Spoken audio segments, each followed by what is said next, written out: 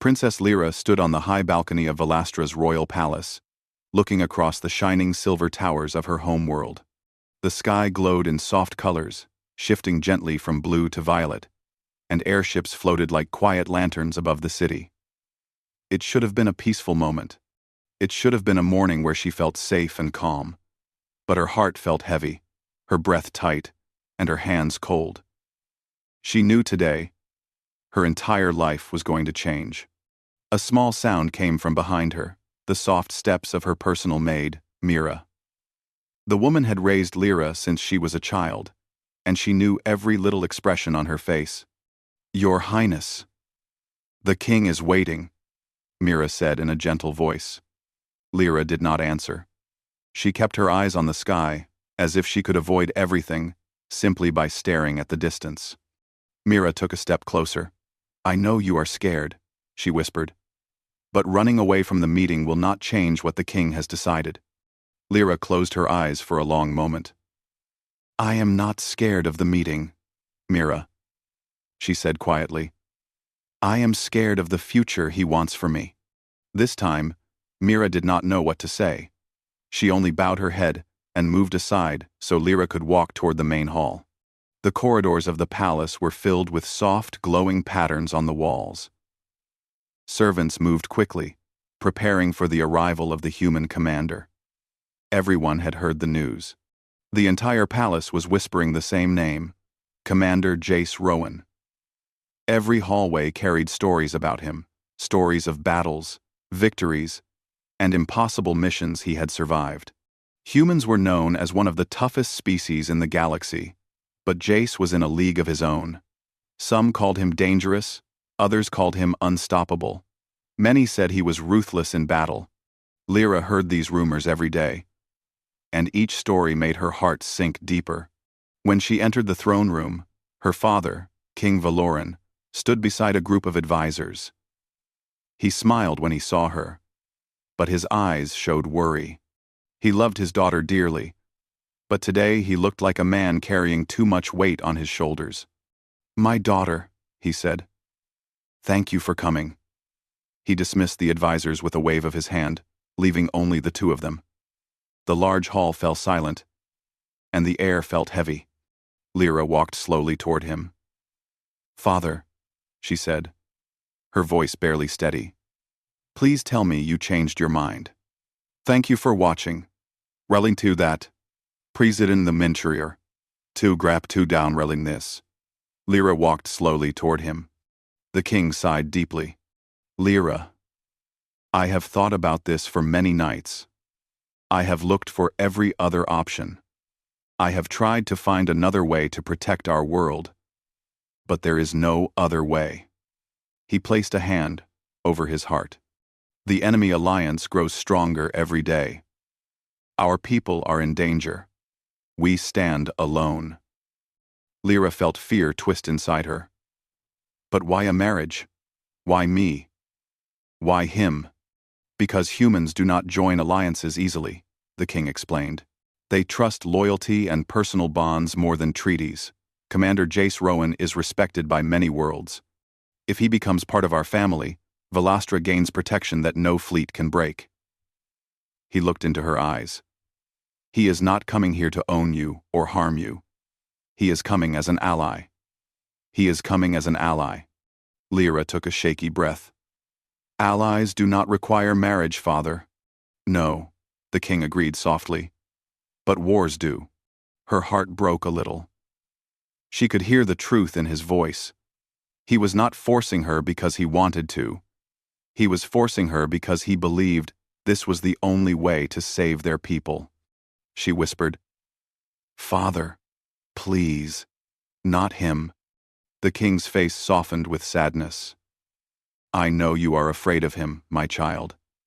But fear is built from stories, not from truth. You have not met him yet." "But everyone says many things," he interrupted gently. "Most who speak of war do not understand those who fight in it."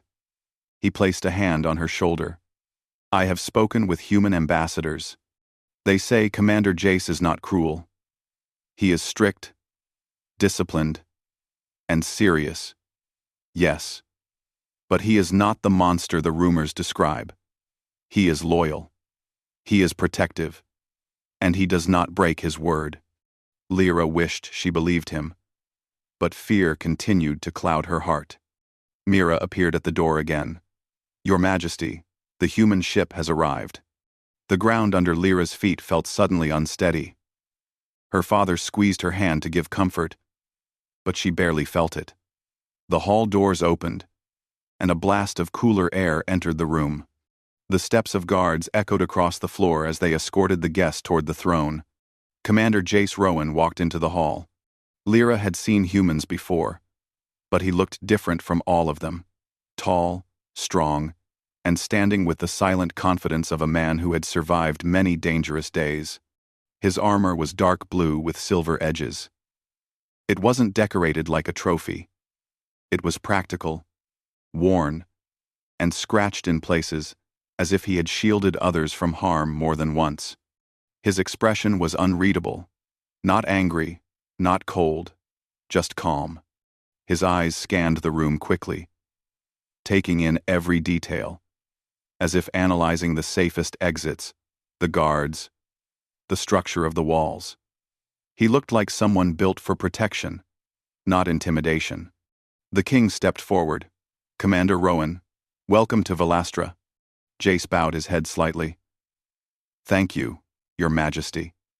His voice was deep but quiet, controlled. Not a single word sounded boastful or loud. Then his eyes moved toward Lyra. For a moment, the entire hall felt silent. Lyra expected to see harsh judgment in his eyes. She expected him to look at her as just another political piece. But instead, he simply studied her with steady understanding, as if he already knew she was frightened and did not wish to make it worse. Jace spoke first. Princess Lyra, it is an honor to meet you. His tone surprised her. It was respectful, even gentle in its own way. But she still felt fear tighten in her chest. Her father gestured for them to sit at the long table. The air felt thick with unsaid things. As they sat, Jace kept his hands on the table where she could see them, almost like a silent promise that he meant no harm. He spoke clearly but simply, never raising his voice or forcing his presence. I understand the situation is difficult, he said. I understand the choice was not yours. His honesty shocked Lyra. He did not pretend. He did not act proud or powerful. He spoke like someone who understood her pain. She whispered, You know I did not want this? I would be blind not to, he replied calmly. Fear is easy to see. But I am not here to rule your life, princess. I am here to protect your world. Lyra blinked, unsure how to respond. She noticed something small. He was trying to sit a little lower, adjusting his seat so he wouldn't seem too tall or overbearing. It was a subtle act, but it showed awareness. It showed care. Her heartbeat softened just a little. The king watched them quietly, hope shining in his eyes. As the meeting continued, Jace asked thoughtful questions about Velastra's culture, about their traditions, and even about Lyra's interests. He did not push her to talk, but he listened carefully whenever she did. His calm presence slowly replaced some of her fear with confusion. This was not the ruthless man from the stories. This was someone who weighed every decision with responsibility. Still, Lyra's heart remained uncertain. The marriage still felt like a cage. Her future felt too heavy, too unclear. She did not know if she could trust him yet. But one small truth formed inside her mind. He was not what she expected. When the meeting ended, Jace stood and placed a hand on his chest in a human sign of respect.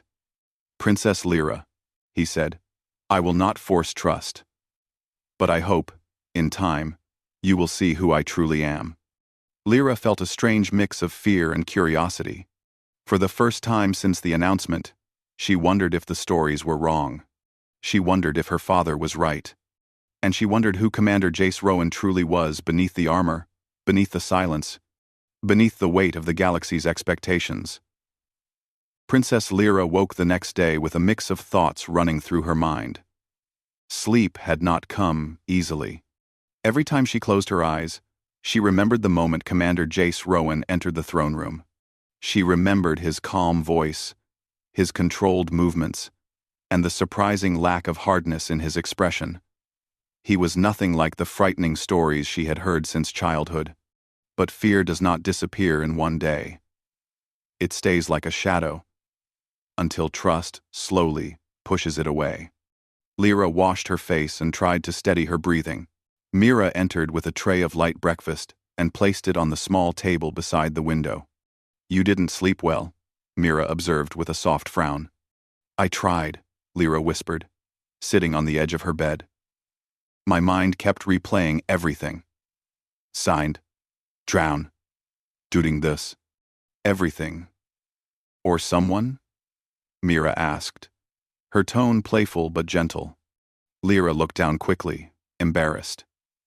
"Mira, I don't even know him. We only spoke for a short time." "Yes," Mira said. "But sometimes, a short moment tells you more truth than years of rumors." Lyra didn't answer. She didn't know what to feel. She wasn't ready to accept anything, but she couldn't deny that something was different from what she expected. After breakfast, she walked through the palace halls. There was a quiet buzz of activity, with guards preparing security routes and advisors rushing between rooms. The presence of the human commander had changed the atmosphere. Everyone wanted the alliance to succeed, but many also feared misunderstandings. Humans were strong, and Jace was known as one of their finest military leaders. People treated him with a careful sort of respect. Lyra wasn't looking for him. But when she turned the corner near the training courtyard, she saw a group of palace guards gathered in a circle. They stood with their weapons raised, sweating from heavy practice. And in the center of the ring stood Jace. He wasn't wearing his armor today, only training clothes. He held a practice staff with both hands. His movements were smooth, fast, and precise. Even though he was clearly stronger and more skilled than the guards, he wasn't showing off. He adjusted his pace to match theirs, guiding them quietly, correcting their stance, and helping them learn techniques without hurting anyone. Lyra watched from a distance, surprised again. A ruthless man would dominate. A cruel man would humiliate. But Jace encouraged. When one young guard stumbled, Jace stepped forward and helped him stand before anyone could laugh. "Balance first," Jace said in a patient voice. "Your feet guide your defense. Strong footing makes strong choices." The guard nodded, embarrassed but grateful. Lyra's eyes softened. She hadn't expected him to train her guards. She hadn't expected him to do it with such calm focus. As Jace turned to demonstrate another move, his gaze passed across the courtyard and landed on her. He didn't freeze or become awkward. He simply gave a small, respectful nod, acknowledging her presence without inviting pressure. Lyra hesitated, then slowly stepped closer. The guards stopped their sparring and bowed to her. "Continue," she said quietly. Jace lowered his staff. "Princess Lyra," he said, "I didn't expect to meet you here." "I didn't expect to see you training the guards," she replied softly. "They asked," he said. "So, I helped. Your palace has good soldiers. They just need practice with different styles." Lyra looked at the guards' tired faces. They didn't seem frightened or tense around him. They seemed comfortable. She found that surprising. "You are gentle with them." Jace blinked once, then gave a very faint smile. "Strength without control is chaos. Training should make people better, not break them." His words settled in her mind, like a quiet truth. Before she could respond, one of the advisors approached. "Princess, your father requests your presence in the diplomatic hall." Lyra nodded. "I will be there soon." She turned back to Jace. "Thank you for your time." He bowed his head. "Of course." As she walked away, she felt Jace's gaze on her back, not heavy, not claiming, simply aware. It made her heart beat strangely. When she reached the diplomatic hall, her father and several alien ambassadors were gathered around the large, glowing table. Holographic images showed maps of nearby space, enemy fleet positions, and diplomatic lines that looked like threads stretching across the galaxy. "Lyra," her father said warmly, "come sit with us. We are discussing the shifting treaties." She sat beside him, folding her hands neatly in her lap. One ambassador spoke first. "Princess Lyra, we are glad you are here. The presence of the human commander has already unsettled our enemies. They fear what this alliance could become. Crass, Argraim. Crass Mentor, Argraim Prass." Lyra felt pressure in her chest. She didn't like being the center of such heavy political decisions. Her father explained the situation calmly, showing her how fragile their position was. Enemies were gathering near their borders. Trade routes were threatened. Minor worlds were refusing aid out of fear. "We cannot hold them off alone," her father said sadly, "unless alliances change." Lyra listened, trying to understand everything.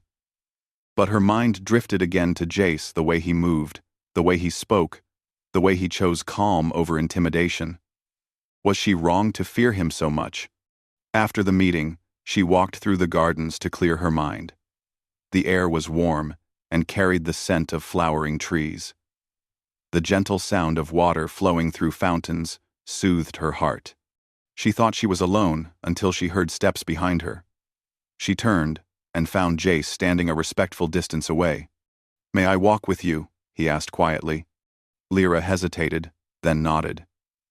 He joined her but kept enough space that she wouldn't feel crowded. They moved between the tall, crystal-colored trees, their leaves shimmering under the soft sunlight. "You seem troubled," Jace said gently. Lyra looked down. "It is difficult to understand everything.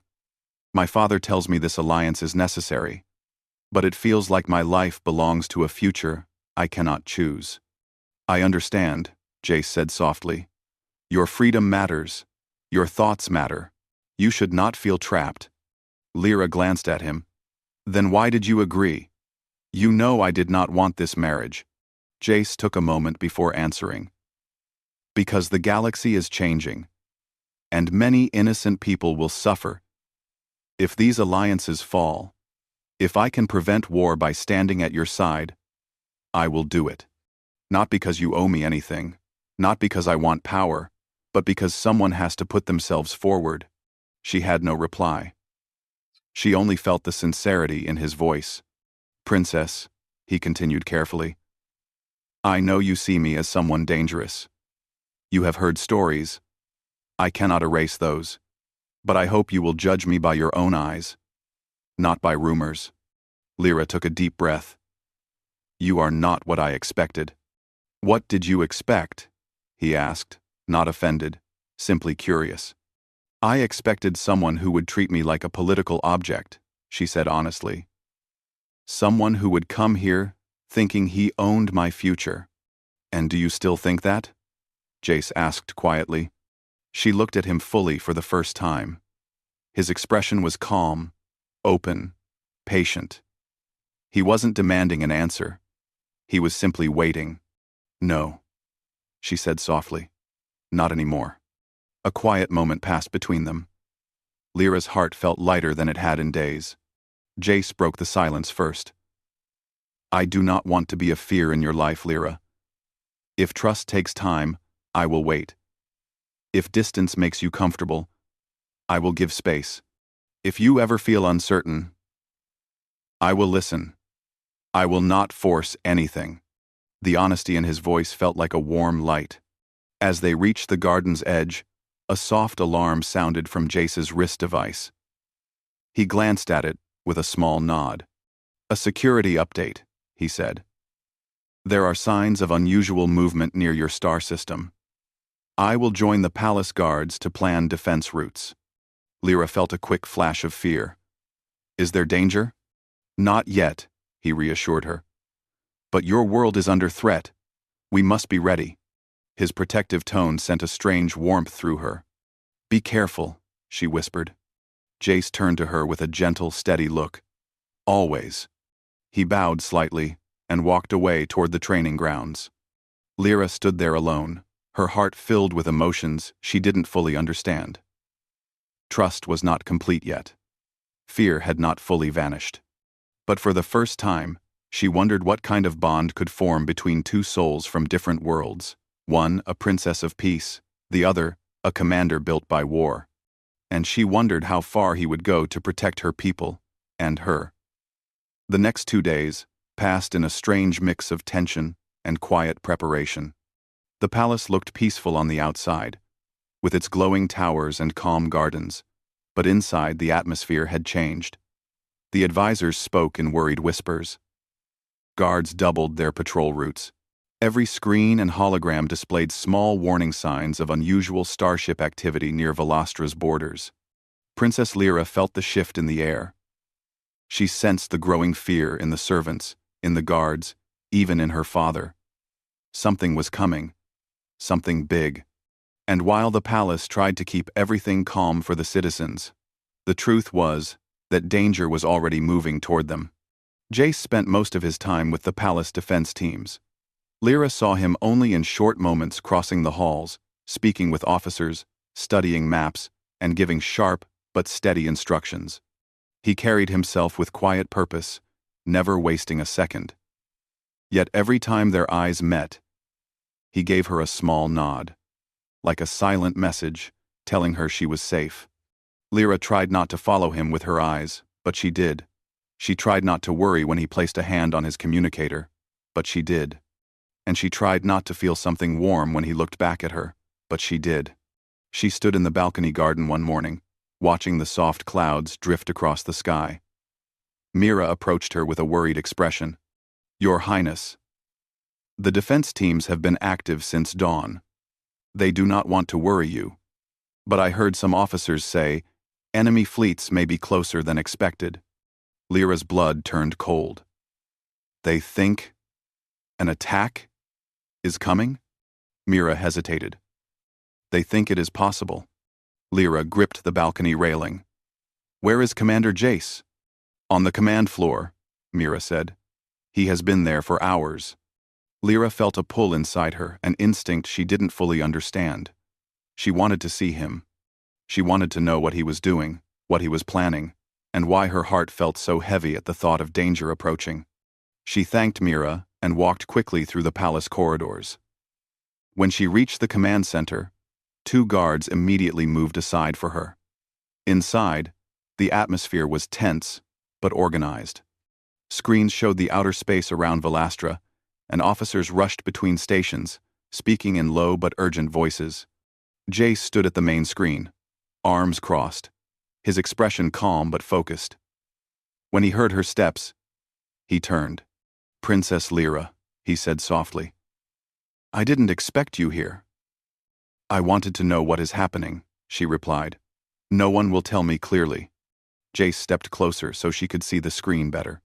"We detected several ships crossing into the outer zone. Their signals match the enemy alliance we have been watching." Lyra felt fear tighten her chest. "Are they attacking us?" "They are moving slowly," Jace said, "possibly observing. But their direction is toward Valastra. So yes, there is a high chance they plan to attack." Her breath shook. Jace looked at her, then really looked. His eyes were steady, not cold, not scared. "We are preparing every second, and I promise you, I will not let anything happen to this world." His words struck something deep inside her. But before she could respond, an alert sounded through the room. Officers rushed to check new signals. The main screen changed, showing a cluster of bright red dots moving fast. One officer called out, "Commander, they're not observing anymore. They are approaching at attack speed." The room exploded into movement. Jace turned sharply to Lyra. "Go to the inner safety halls. Now, take your maid and stay with the guards there." Lyra shook her head. "I can stay here. I want to understand." "No. His voice was firm but not harsh. "This place will be targeted first. Please go. Your safety matters." His eyes held real concern, not authority. That concern made her heart tremble. She nodded reluctantly. "Be careful." He gave a small, almost invisible smile. Lyra left with quick steps, guided by 2 palace guards. As they reached the elevator that led to the inner safety halls, a deep vibration suddenly shook the floor under them. Dust fell from the ceiling. The guards pushed her inside the elevator. "That was a long-range blast," one muttered. They fired. The elevator doors closed, and Lyra felt her heartbeat pounding in her ears. She stood with her hands pressed together, thinking of her father, her people, and Jace. When the elevator opened, another guard rushed toward them. "Princess, hurry! The inner hall is ready." Lyra entered the large, protected room, used only during emergencies. It was reinforced with strong energy shields and thick metal walls. Several nobles, servants, and advisors were already gathered there, some crying softly, others clinging to hope. Lyra sat near the center of the room, but her mind was far away up in the command center, where Jace was likely coordinating the defense, probably facing danger already. Minutes passed like hours.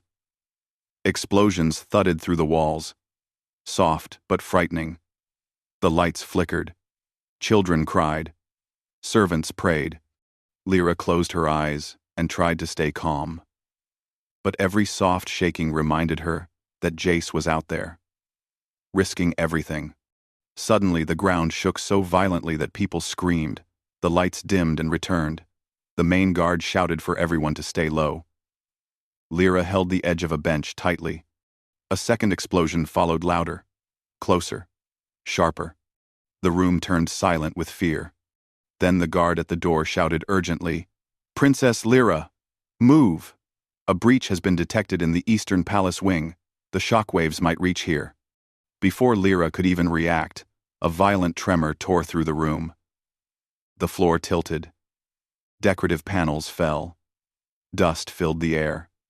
Someone screamed that the roof was cracking. A third explosion hit, so strong Lyra nearly fell. The lights shattered. The metal walls groaned as if bending under pressure. "Princess, get down!" a guard yelled. But a large overhead beam broke loose from the ceiling, falling directly toward her. Lyra froze. Then a blur of motion appeared in front of her. Jace. He had arrived without anyone noticing, running faster than human reflexes should allow. He grabbed her shoulders, pushed her to the ground, and covered her completely with his own body. The beam crashed onto his back armor with a deafening sound. Lyra gasped.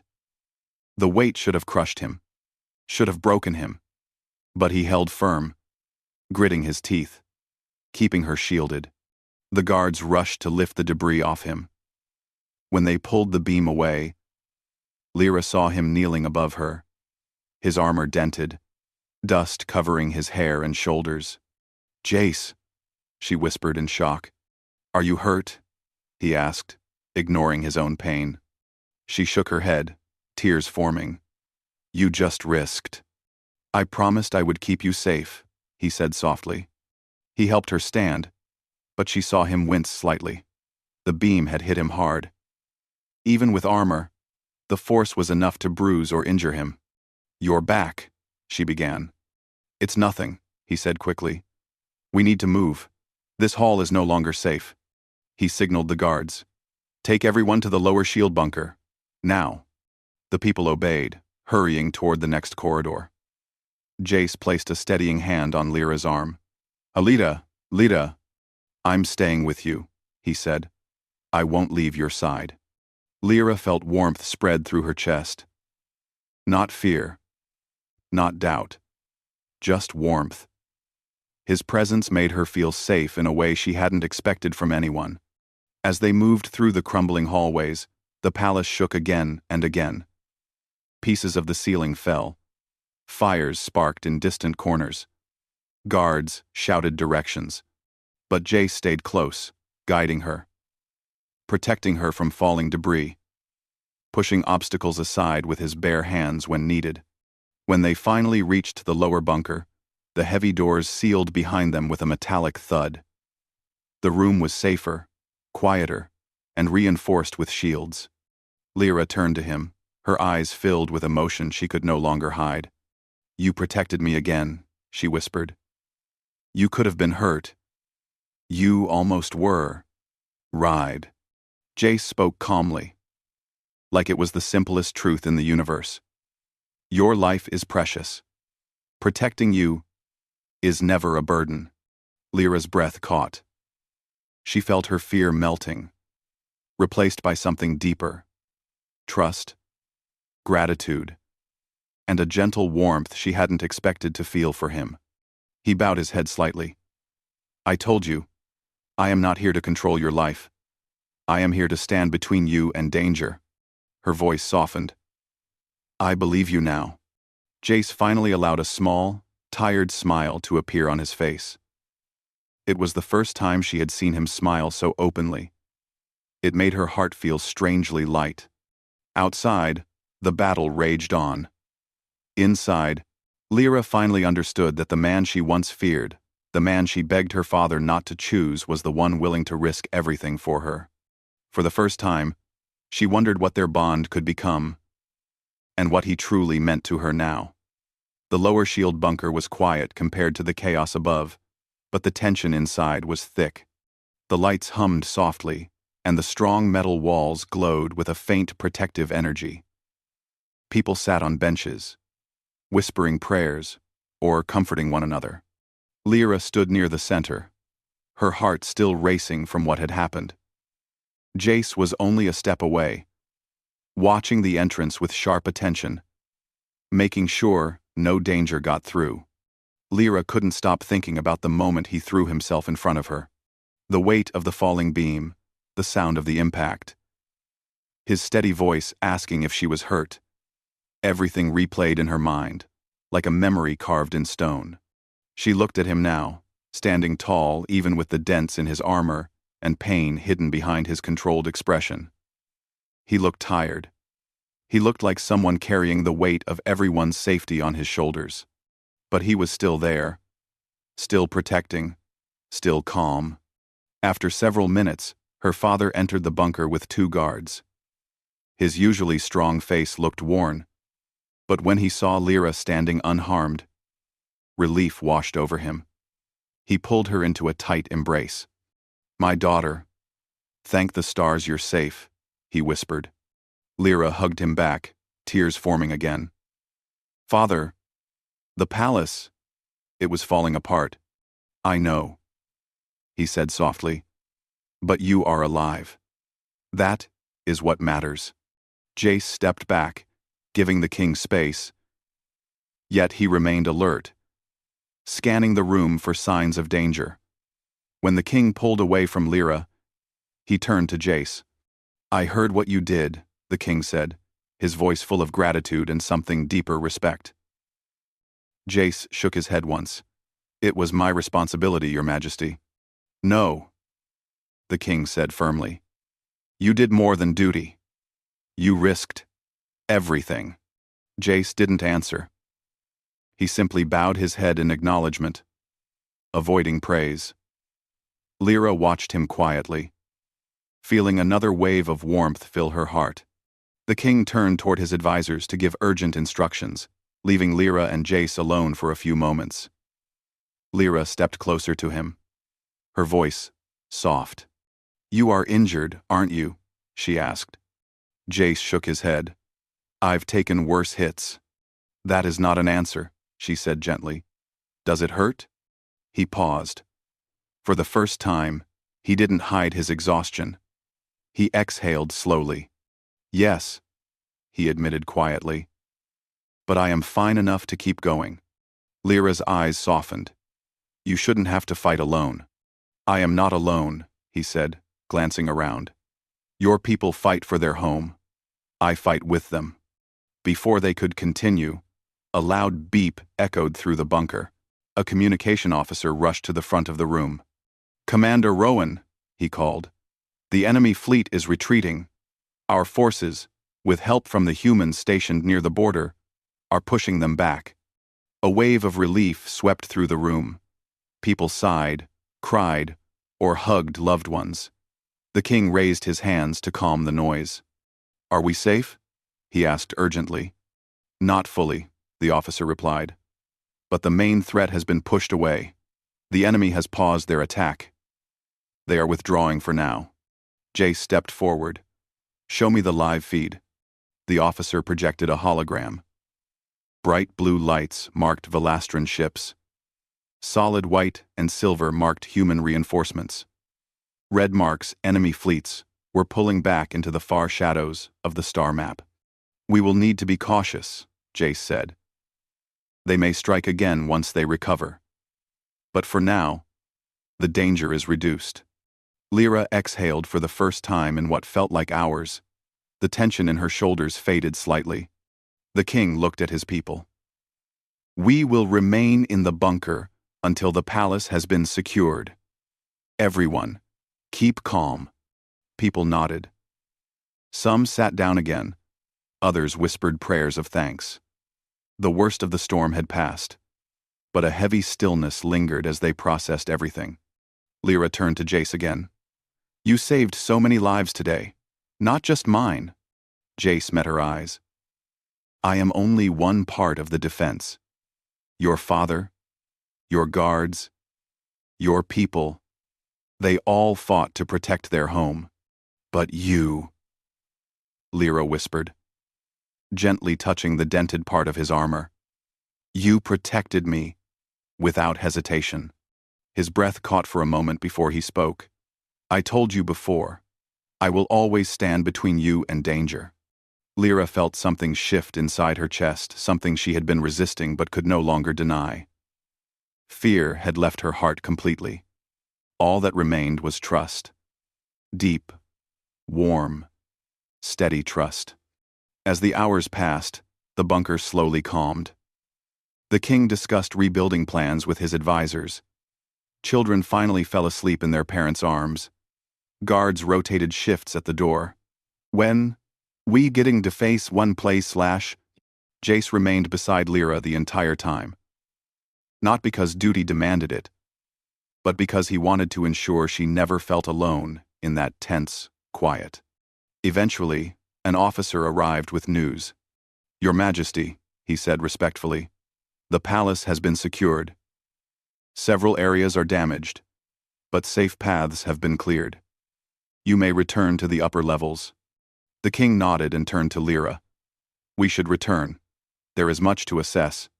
Lyra agreed, but her eyes went to Jace immediately. "Will you come with us?" His eyes softened. "Always." They left the bunker together, moving through the reinforced corridor to the elevator. When they stepped out into the upper levels, the destruction was clear. Walls were cracked, pillars broken, and the once bright halls were covered in dust. The air carried the faint smell of smoke.